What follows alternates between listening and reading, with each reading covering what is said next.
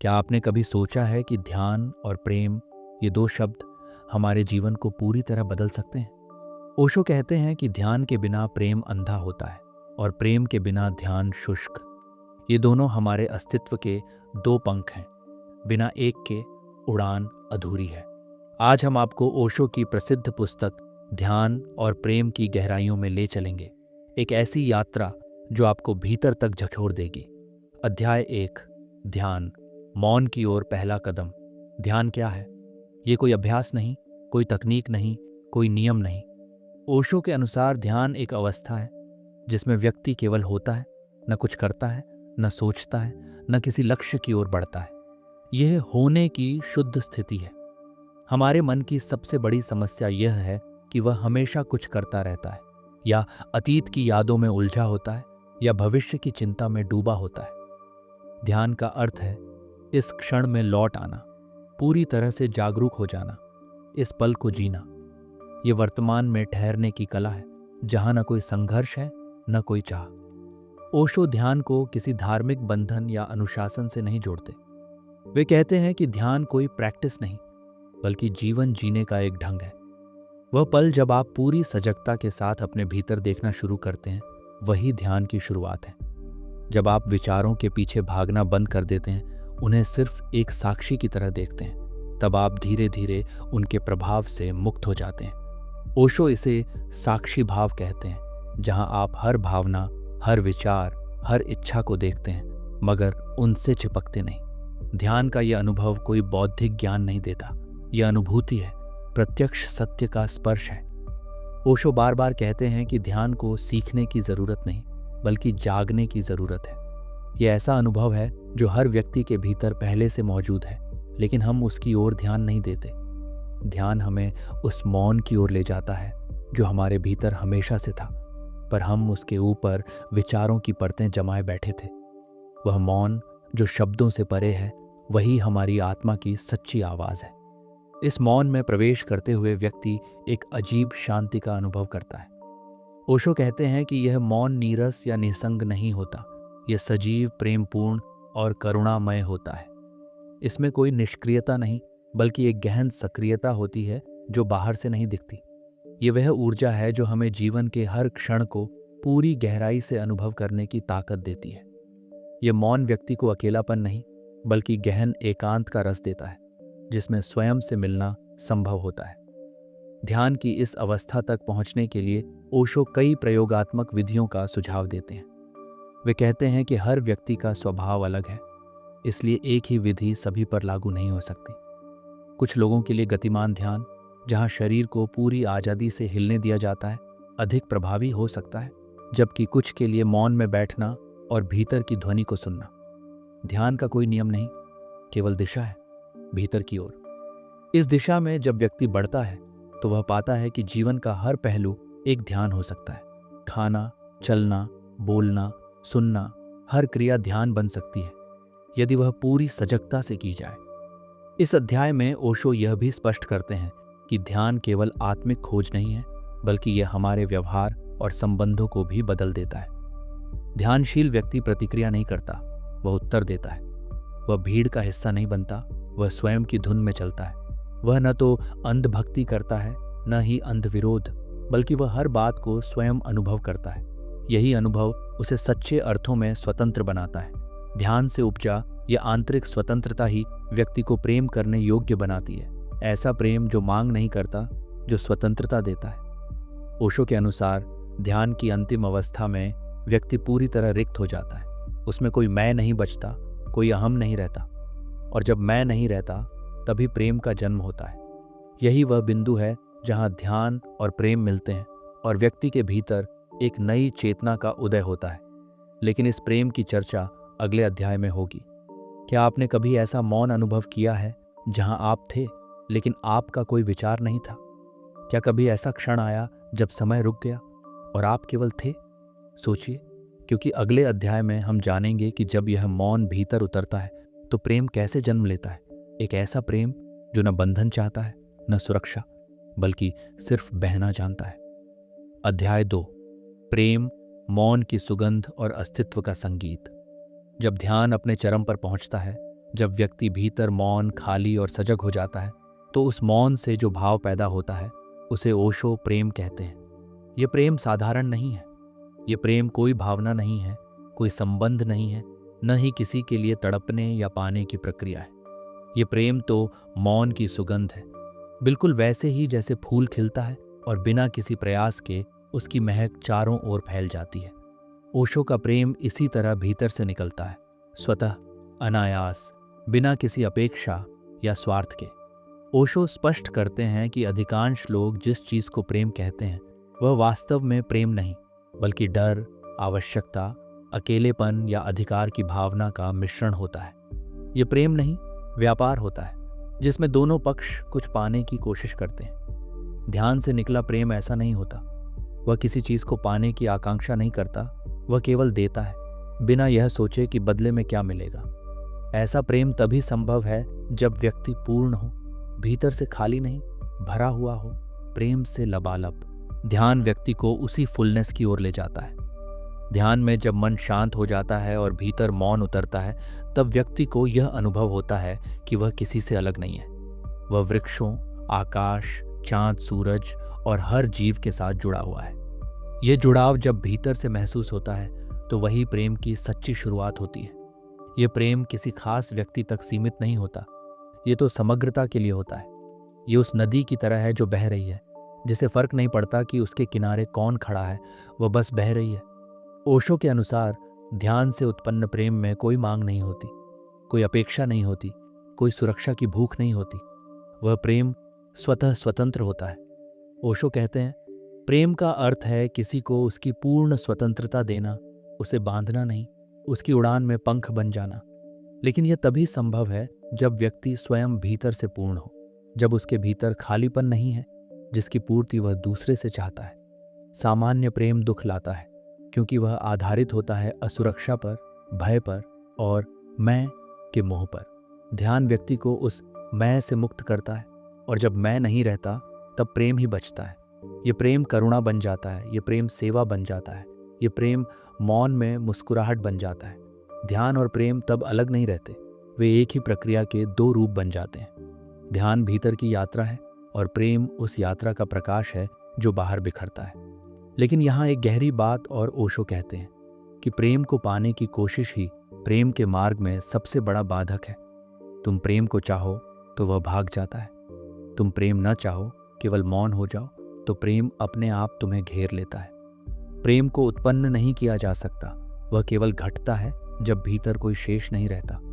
ये बात आधुनिक जीवन की उस भाग दौड़ से एकदम उलट है, जहां हर कोई प्रेम की तलाश में भाग रहा है, लेकिन वह प्रेम किसी को भी नहीं मिल रहा। तो प्रश्न ये नहीं है कि मैं प्रेम कैसे करूं, बल्कि प्रश्न ये होना चाहिए, मैं ध्यान कैसे करूं, क्योंकि ध्यान ही वह भूमि है जहां प्रेम का बीज अपने आप उगता है। ध्यान वह मौन है जिसमें प्रेम जन्म लेता है। और यही ओशो का क्रांतिकारी दृष्टिकोण है कि प्रेम को पाने के लिए बाहर कुछ भी नहीं करना, बल्कि भीतर उतरना है।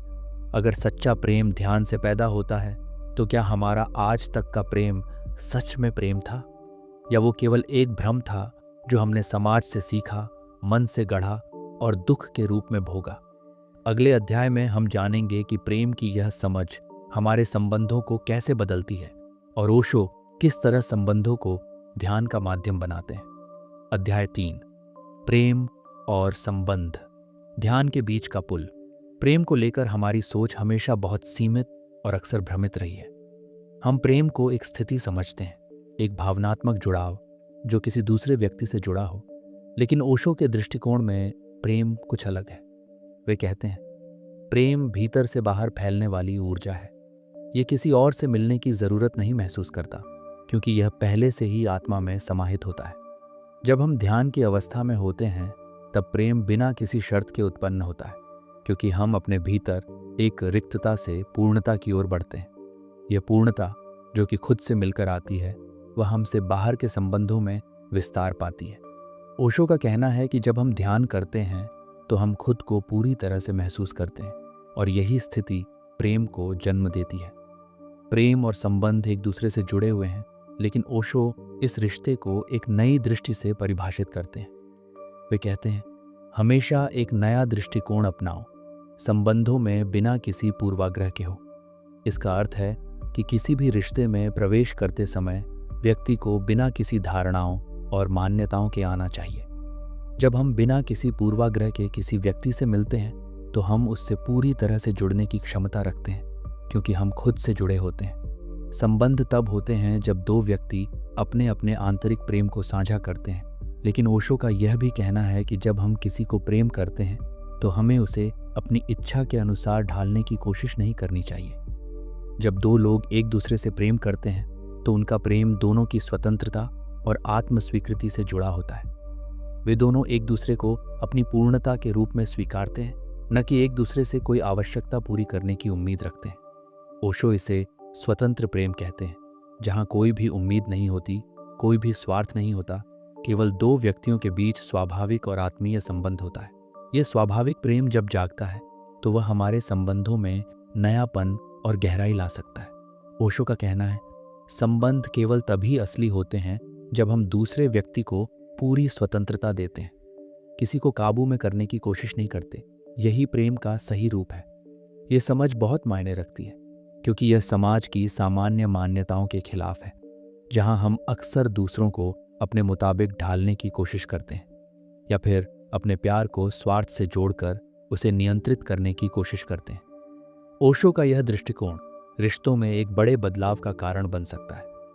जब आप किसी को पूरी स्वतंत्रता देने का अभ्यास करते हैं, तब न तो आप खुद के बंधनों में फंसते हैं और न ही आप दूसरे को किसी दायित्व में बांधते हैं। जब प्रेम का आदान प्रदान पूरी स्वतंत्रता और सम्मान के साथ होता है, तभी वह प्रेम असली रूप में फलता है। ओशो इसे स्वतंत्र प्रेम कहते हैं, जो बिना किसी बंधन या अपेक्षाओं के एक दूसरे के बीच निरंतरता और सच्चाई पैदा करता है। लेकिन इस स्वतंत्रता का मतलब यह नहीं है कि रिश्ते में कोई अनुशासन या समझौता नहीं होना चाहिए। ओशो इस बारे में स्पष्ट करते हैं कि किसी भी संबंध में दो लोगों के बीच समझ और सम्मान होना आवश्यक है। इस तरह का प्रेम उस समझ और सम्मान का परिणाम होता है जो एक दूसरे की स्वतंत्रता को स्वीकार करते हुए विकसित होता है। वे कहते हैं, जब तुम किसी को सच्चे प्रेम से स्वीकार करते हो तो तुम उसे अपनी शर्तों पर नहीं, बल्कि उसकी शर्तों पर स्वीकार करते हो। यह स्वतंत्रता ही वास्तविक प्रेम को साकार करती है, जो दोनों के बीच आत्मीय संबंधों को न केवल मजबूत बल्कि स्थायी बनाती है। प्रेम के इस नए रूप को समझने के बाद ओशो यह भी बताते हैं कि संबंधों में कभी भी कोई सत्ता संघर्ष नहीं होना चाहिए। वे कहते हैं, संबंधों में प्रेम को सत्ता से ऊपर रखा जाना चाहिए। जब दोनों पक्षों के बीच प्रेम और सम्मान है तो सत्ता की कोई आवश्यकता नहीं रहती। इसका अर्थ यह है कि जब दोनों व्यक्ति एक दूसरे को पूरी स्वतंत्रता देते हैं और बिना किसी शर्त के एक दूसरे को स्वीकारते हैं तो रिश्ते में कोई संघर्ष नहीं होता। अंततः ओशो के दृष्टिकोण में प्रेम और संबंध केवल तभी पूर्ण होते हैं जब हम भीतर से अपने आप से जुड़ते हैं और दूसरे को उसकी पूर्णता में स्वीकार करते हैं। केवल ध्यान और आत्म साक्षात्कार के माध्यम से हम किसी दूसरे व्यक्ति से प्रेम कर सकते हैं, क्योंकि तब हम किसी भी स्वार्थ और अपेक्षा से मुक्त हो जाते हैं। अगर हमें किसी रिश्ते में अपनी स्वतंत्रता का अनुभव होता है और हम बिना किसी शर्त के एक दूसरे को स्वीकार करते हैं, तो क्या हम इस प्रेम को समाज के पारंपरिक नियमों के भीतर साकार कर सकते हैं? क्या समाज की अपेक्षाएं, जो अक्सर प्रेम और संबंधों को नियंत्रित करती है, सच्चे प्रेम के मार्ग में आड़े आती है? अगले अध्याय में हम इस सवाल पर गहराई से विचार करेंगे और ये जानने की कोशिश करेंगे कि ओशो का प्रेम और संबंधों का दृष्टिकोण हमारे रोजमर्रा के जीवन और समाज के बनते हुए रिश्तों को कैसे बदल सकता है। अध्याय 4, सामाजिक बंधन बनाम प्रेम की स्वतंत्रता।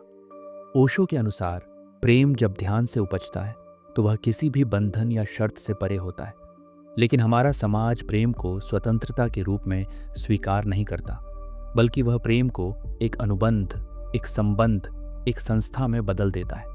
इस अध्याय में ओशो हमें उस गहरी खाई से परिचित कराते हैं जो एक ओर ध्यान से उपजे प्रेम और दूसरी ओर समाज द्वारा आरोपित बंधनों के बीच फैली है। ओशो कहते हैं कि समाज प्रेम को नियंत्रित करना चाहता है, क्योंकि प्रेम जब स्वतंत्र होता है तो वह विद्रोही होता है।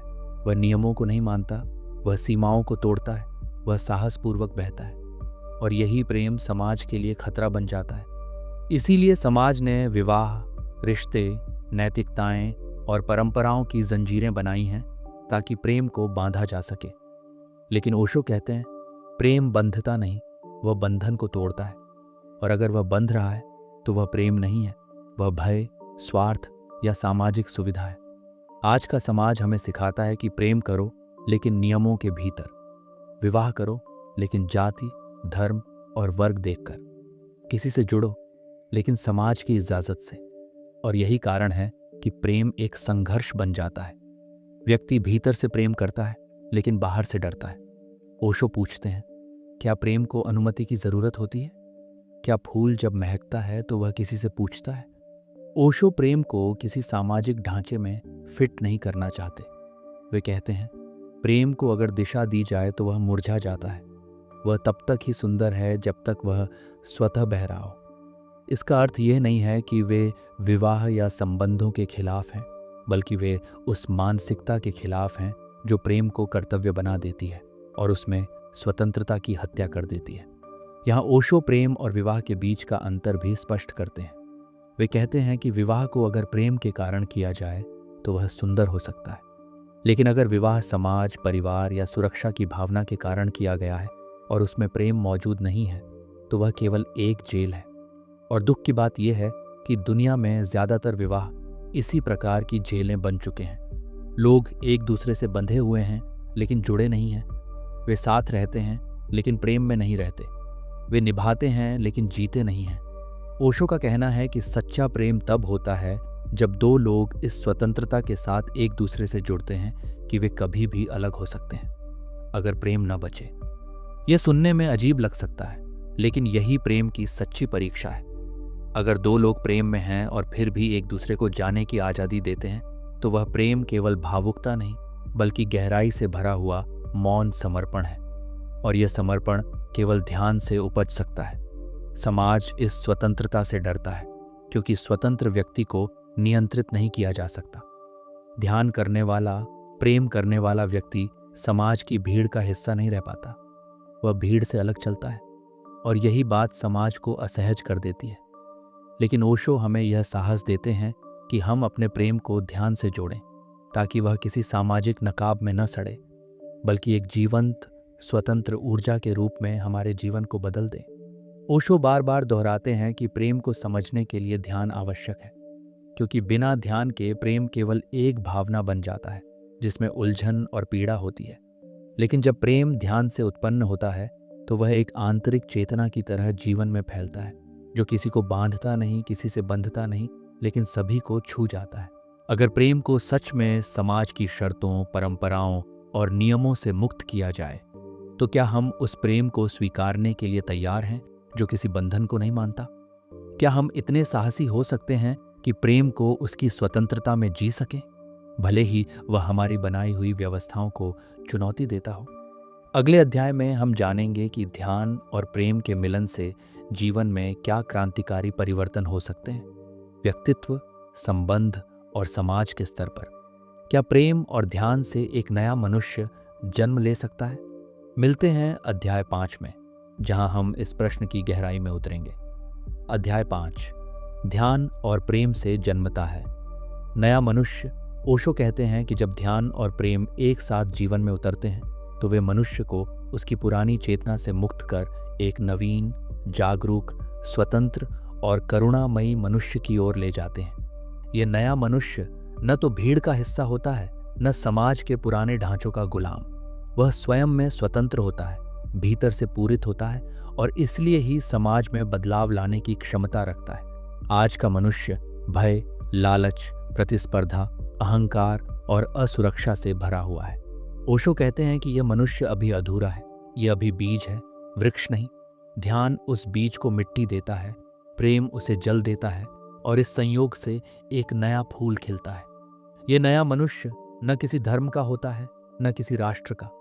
वह केवल अस्तित्व का होता है। वह न हिंदू होता है, न मुस्लिम, न ईसाई। वह केवल होशपूर्ण होता है। ध्यान से उसका संबंध अपने भीतर के मौन से होता है। वह अब अपनी पहचान शरीर, जाति, नाम या पद से नहीं करता। वह केवल चेतना के स्तर पर जीता है। ये जीवन कोई कठोर साधु जैसा नहीं होता, बल्कि सौंदर्य और सहजता से भरा होता है। और इसी मौन से उपजा प्रेम उसके हर संबंध में, हर व्यवहार में, हर स्पर्श में झलकता है।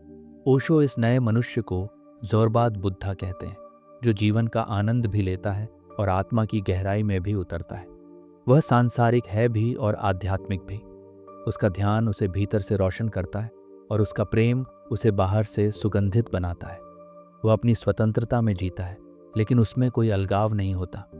वह अकेला होता है, लेकिन अकेलापन नहीं होता। वह भीड़ में रहता है, लेकिन भीड़ का हिस्सा नहीं बनता। ये नया मनुष्य किसी धर्म की परंपरा से नहीं आता, बल्कि अनुभव की आग से गुजरकर बाहर आता है। ओशो कहते हैं, पुराने मनुष्य ने सदियों से केवल विश्वास किया है, अब समय है अनुभूति का। ध्यान अनुभूति की यात्रा है और प्रेम उस अनुभूति की अभिव्यक्ति। ये मनुष्य अब हिंसा नहीं करेगा, क्योंकि वह जानता है कि हर जीव उसी परमात्मा की अभिव्यक्ति है।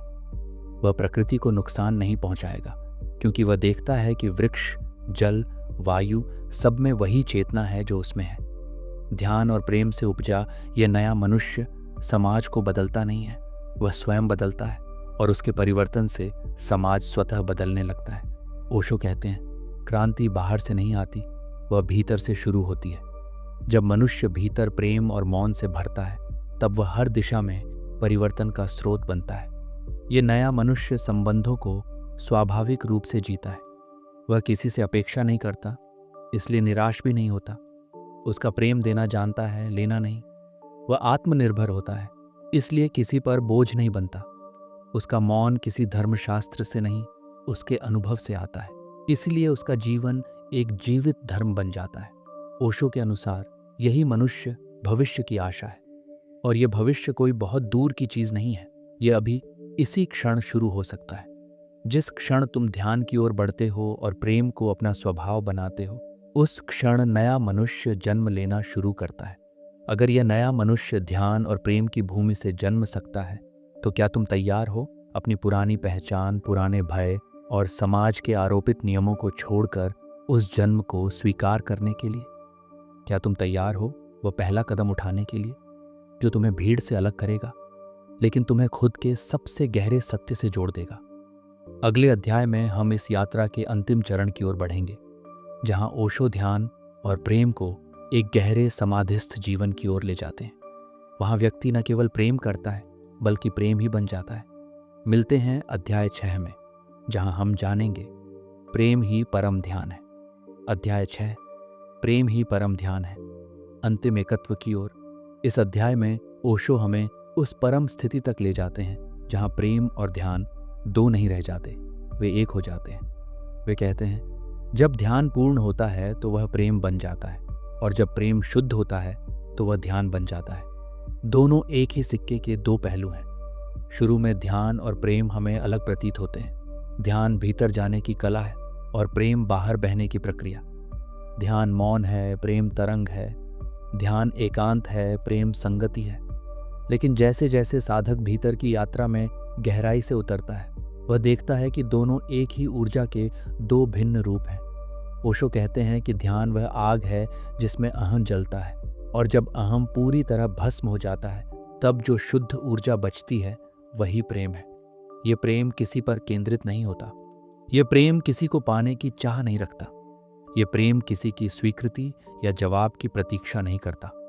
यह प्रेम तो बस बहता है, जैसे फूल से सुगंध, जैसे सूरज से प्रकाश, जैसे नदी से बहाव। जब व्यक्ति ध्यान में डूबता है तो वह स्वयं को सत्य के रूप में अनुभव करता है, वही सत्य जो प्रेम का स्रोत है।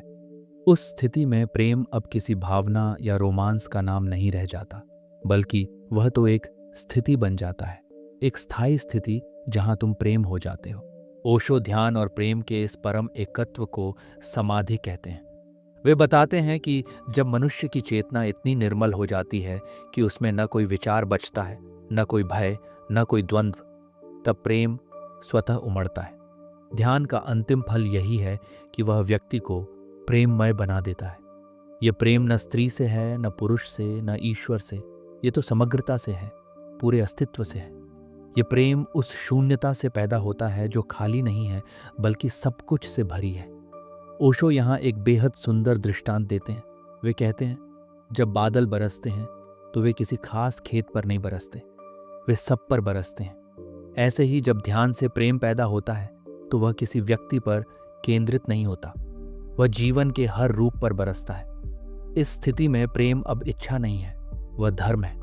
वह अब तुमसे कुछ नहीं मांगता, वह केवल देना जानता है, क्योंकि तुम्हारे भीतर इतनी समृद्धि है कि तुम केवल लुटा सकते हो।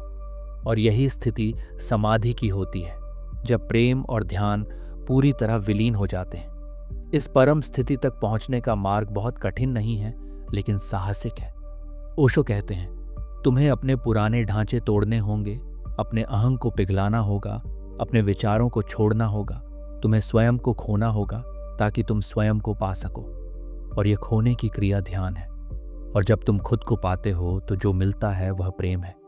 ये प्रेम ही धर्म है, यही तप है, यही मुक्ति है। ये प्रेम ही ध्यान का शिखर है और यही ध्यान प्रेम का मूल है। और अब अंतिम प्रश्न जो ओशो हमसे पूछते हैं और जो तुमसे तुम्हारा जीवन मांगता है, क्या तुम प्रेम बनने को तैयार हो? क्या तुम उस स्थिति को अपनाने को तैयार हो जहां न तुम प्रेम करते हो, न किसी से प्रेम पाने की चाह रखते हो, बल्कि केवल प्रेम बनकर जीते हो? ओशो कहते हैं, अगर तुम प्रेम बन गए तो तुमने सब कुछ पा लिया। ध्यान तुम्हें वहां ले जाएगा। बस चलो एक कदम भीतर की ओर। अध्याय 7, ध्यान और प्रेम का दैनिक जीवन में प्रयोग। एक जीवित ध्यानमय जीवन। ओशो केवल सिद्धांतों या दर्शन की बात नहीं करते। उनका लक्ष्य जीवन को रूपांतरित करना है, ठोस, जमीनी, हर रोज का जीवन। यही कारण है कि ध्यान और प्रेम की अंतिम शिक्षा केवल समाधि या शून्य की बातें नहीं करती, बल्कि उस अनुभव को जीवन में कैसे उतारा जाए, इस पर विशेष जोर देती है। ओशो कहते हैं कि यदि ध्यान केवल एक ध्यान कक्ष तक सीमित रह गया और प्रेम केवल रोमांटिक कल्पना बनकर रह गया, तो जीवन कभी रूपांतरित नहीं होगा। वह कहते हैं, सच्चा साधक वही है जो बाजार में भी मंदिर जैसा मौन लिए चलता है और भीड़ में भी प्रेममय बना रहता है। ध्यान कोई क्रिया नहीं, एक स्थिति है जिसे हर क्षण जिया जा सकता है।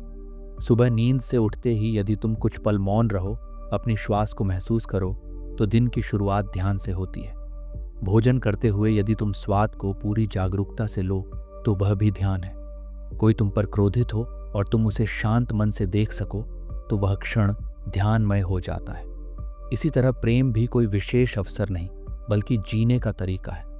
अगर तुम फूलों को देखते समय प्रेम से भर जाओ, अगर बच्चों की हंसी तुम्हें भीतर तक छू जाए, अगर किसी गरीब को देखकर तुम्हारा दिल करुणा से भर उठे, तो यही प्रेम है। ओशो बार बार याद दिलाते हैं, प्रेम कोई भावुकता नहीं, ये तो संवेदनशीलता है। हर चीज को पूरी उपस्थिति और सहानुभूति से देखने की कला है। ओशो ध्यान और प्रेम को दैनिक जीवन की हर क्रिया में लाने का आग्रह करते हैं। चाहे तुम खाना बना रहे हो, किसी से बात कर रहे हो, गाड़ी चला रहे हो या बस चुप बैठे हो। वह कहते हैं कि ध्यान और प्रेम कोई प्रवचन नहीं है, बल्कि एक नया जीवन जीने की शैली है। वे एक सुंदर सूत्र देते हैं, जो भी करो पूरी जागरूकता से करो और जो भी देखो प्रेम से देखो। यही सूत्र ध्यान और प्रेम का मिलन है।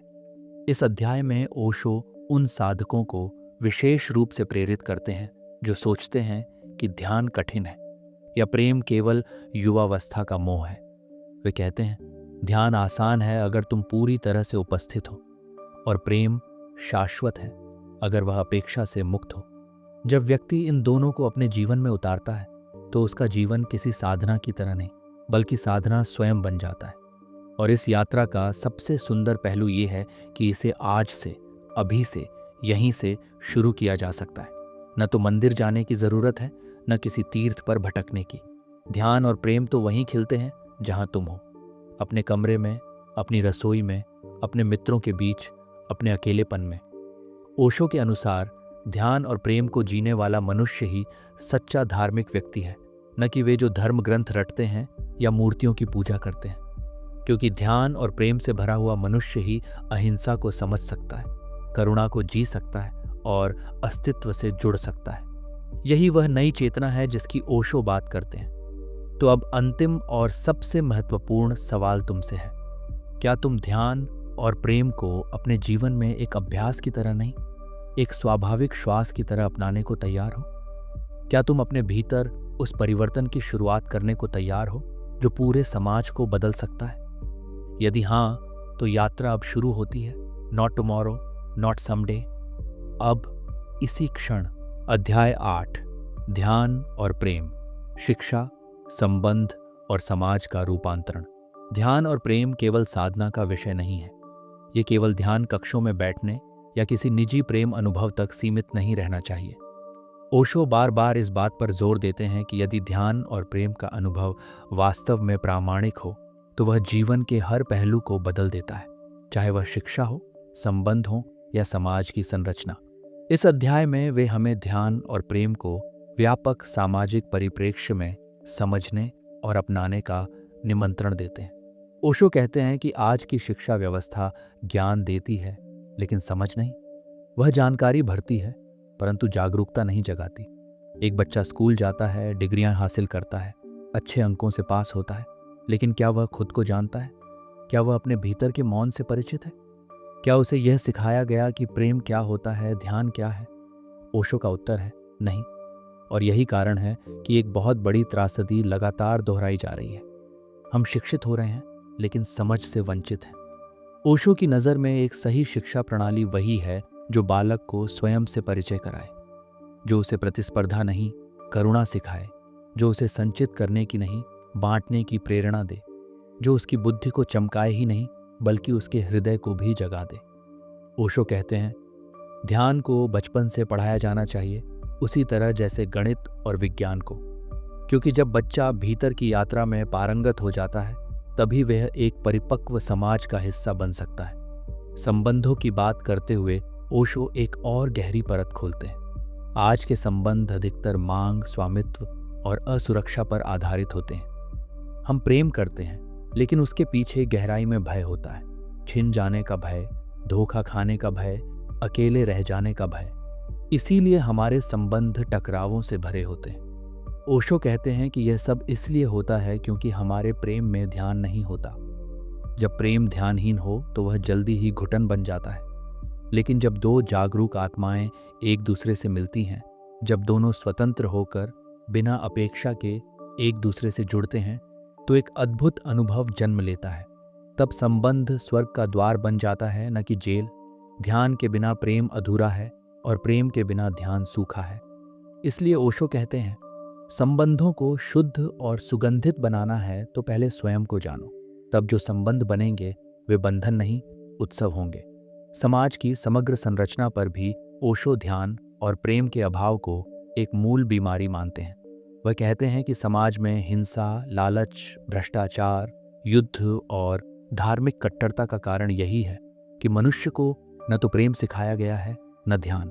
वह बचपन से ही भय में जीता है। ईश्वर का भय, समाज का भय, असफलता का भय, और भय कभी प्रेम नहीं दे सकता, केवल नफरत ही उपजाता है। ओशो यह मानते हैं कि जब तक ध्यान और प्रेम को शिक्षा, राजनीति, धर्म और जीवन शैली का हिस्सा नहीं बनाया जाता, तब तक कोई क्रांति नहीं हो सकती। केवल भाषणों से, नारे लगाने से, सरकारें बदलने से कुछ नहीं बदलने वाला। असली क्रांति तब होगी जब हर व्यक्ति अपनी आंखों को भीतर मोड़ेगा और अपने भीतर प्रेम के स्रोत को जगा देगा। ध्यान और प्रेम को अपनाने का अर्थ है समाज को एक नई चेतना देना। एक ऐसा समाज जहां लोग प्रतिस्पर्धा नहीं, सहयोग करें, जहां धर्म अलग अलग समूहों में बंटने के लिए नहीं बल्कि एकता के अनुभव के लिए हो, जहां संबंध उपभोग नहीं समर्पण बने, और जहां शिक्षा केवल करियर नहीं चरित्र का निर्माण करे। अंत में ओशो हमें याद दिलाते हैं कि यह परिवर्तन ऊपर से नहीं आएगा। ये किसी नेता, संत या संगठन से नहीं होगा। ये तभी होगा जब आप अपने भीतर क्रांति की शुरुआत करें, ध्यान और प्रेम को अपनी जीवन शैली बनाएं, not just in theory but in everyday living. अब एक अंतिम गहन प्रश्न जो इस अध्याय से जन्म लेता है, क्या आप तैयार हैं उस शिक्षा को अपनाने के लिए जो बच्चों को सिर्फ परीक्षा के लिए नहीं, जीवन के लिए तैयार करे? क्या आप अपने संबंधों को अपेक्षा और स्वार्थ से मुक्त कर उन्हें ध्यानमय बना सकते हैं? क्या आप अपने समाज को बदलने की जिम्मेदारी स्वयं लेने को तैयार हैं, बजाय किसी और पर दोष मढ़ने के? ओशो कहते हैं, यही एक रास्ता है जो मनुष्य को पशुता से उठाकर बुद्धत्व की ओर ले जाता है, ध्यान और प्रेम का रास्ता। और वह रास्ता कहीं बाहर नहीं जाता, वह तुम्हारे भीतर ही उतरता है। अध्याय 9, अंतिम विसर्जन। जब प्रेम मौन बन जाए और मौन प्रेम बन जाए, ओशो के चिंतन की पराकाष्ठा इस अध्याय में स्पष्ट रूप से दिखाई देती है, जहां वे साधक को केवल प्रेम करना या ध्यान करना नहीं सिखाते, बल्कि प्रेम और ध्यान में पूर्ण रूप से हो जाने की बात करते हैं। वह प्रेम जो किसी के लिए किया जाता है वह सीमित होता है, और वह ध्यान जो किसी उद्देश्य से किया जाता है वह साधन बनकर रह जाता है। लेकिन ओशो जिस प्रेम और ध्यान की बात करते हैं वह न तो किसी एक व्यक्ति से बंधा होता है, न किसी लक्ष्य से प्रेरित। यह प्रेम और ध्यान अस्तित्व की गहराई से स्वतः प्रस्फुटित होने वाली चेतना की दो धाराएं हैं। ओशो कहते हैं कि जब तुम इतने शुद्ध हो जाते हो कि तुम्हारे भीतर न कोई इच्छा शेष रह जाती है, न कोई अपेक्षा, तब ध्यान तुम्हारी मूल प्रकृति बन जाता है और प्रेम उसकी भाषा। इस अवस्था में तुम कुछ नहीं करते, तुम केवल होते हो, पूर्ण रूप से, जागरूक रूप से, मौन और करुणा से भरपूर। ध्यान को लेकर ओशो बार बार चेताते हैं कि यह कोई क्रिया नहीं है जिसे अभ्यास से सिद्ध किया जाए। ध्यान वह स्थिति है जहां कर्म करने वाला ही मिट जाता है। जब तुम मौन होकर बैठते हो और मन की सारी गतिविधियां रुक जाती हैं, सोच, स्मृति, कल्पना, भय, तब जो शुद्ध शून्यता बचती है वही ध्यान है। वह कोई उपलब्धि नहीं, बल्कि वह सब कुछ छोड़ने का परिणाम है। और यही बात प्रेम पर भी लागू होती है। हम सोचते हैं कि प्रेम करना एक भावना है, एक क्रिया है, लेकिन ओशो कहते हैं कि प्रेम कोई करने की चीज नहीं है, प्रेम एक होने की अवस्था है।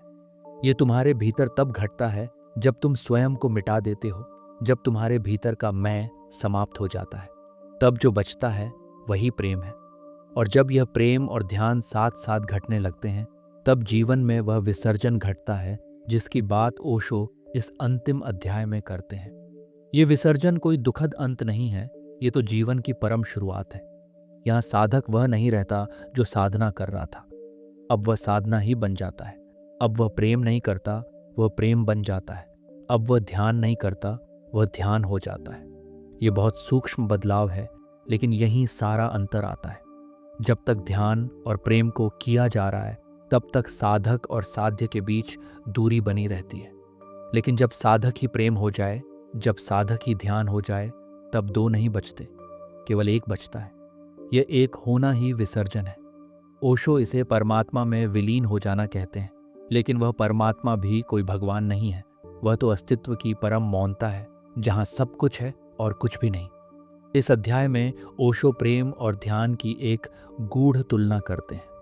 वे कहते हैं कि ध्यान वह दिशा है जो भीतर की ओर जाती है, और प्रेम वह प्रवाह है जो बाहर की ओर बहता है। ध्यान आत्मा से मिलाता है, प्रेम संसार से जोड़ता है। ध्यान मौन देता है, प्रेम संगीत। ध्यान स्थिरता लाता है, प्रेम लय। लेकिन यदि इनमें से कोई एक भी अधूरा रहे तो जीवन विकृत हो जाता है। यदि ध्यान हो लेकिन प्रेम न हो तो वह रूखा, कठोर और अहंकारी बन सकता है। और यदि प्रेम हो लेकिन ध्यान न हो तो वह अंधा, आसक्त और पीड़ादायक हो सकता है। केवल वही जीवन समग्र होता है जिसमें ध्यान और प्रेम दोनों साथ साथ बहते हैं, जैसे एक नदी की दो धाराएं जो अंततः एक सागर में मिल जाती हैं। ओशो कहते हैं कि प्रेम और ध्यान के इस समन्वय से जो ऊर्जा उत्पन्न होती है वही हमें उस अवस्था तक ले जाती है जिसे बुद्ध ने निर्वाण कहा, महावीर ने कैवल्य और मीरा ने प्रभु मिलन। लेकिन ओशो की भाषा इन सब से भी आगे है। वह कहती है कि यह कोई लक्ष्य नहीं, यह तो हमारी वास्तविकता है जिसे हमने विस्मृत कर दिया है। ध्यान और प्रेम केवल याद दिलाने वाले साधन हैं। जब तुम्हें स्मरण हो आता है कि तुम कौन हो, तब ध्यान और प्रेम दोनों ही तुम्हारे स्वभाव में विलीन हो जाते हैं। तब तुम्हें किसी विधि, किसी गुरु, किसी अभ्यास की जरूरत नहीं रह जाती। तब जीवन ही गुरु बन जाता है, हर क्षण साधना बन जाता है। इस अध्याय का सबसे मार्मिक पहलू यह है कि ओशो अंत में साधक को मुक्त कर देते हैं। वे कहते हैं कि अब कोई भी प्रश्न शेष नहीं है। अब केवल मौन है, केवल करुणा है, केवल होना है। यहाँ न कोई द्वंद्व बचता है, न कोई संघर्ष। जीवन एक कविता बन जाता है, एक अनाहत संगीत, एक गंध जो बिना फूल के भी मौजूद होती है। यही ओशो का अंतिम संदेश है कि प्रेम बनो, ध्यान हो जाओ और फिर जीवन को एक महोत्सव की तरह जियो। यही उत्सव धर्मिता उनकी संपूर्ण शिक्षाओं का सार है।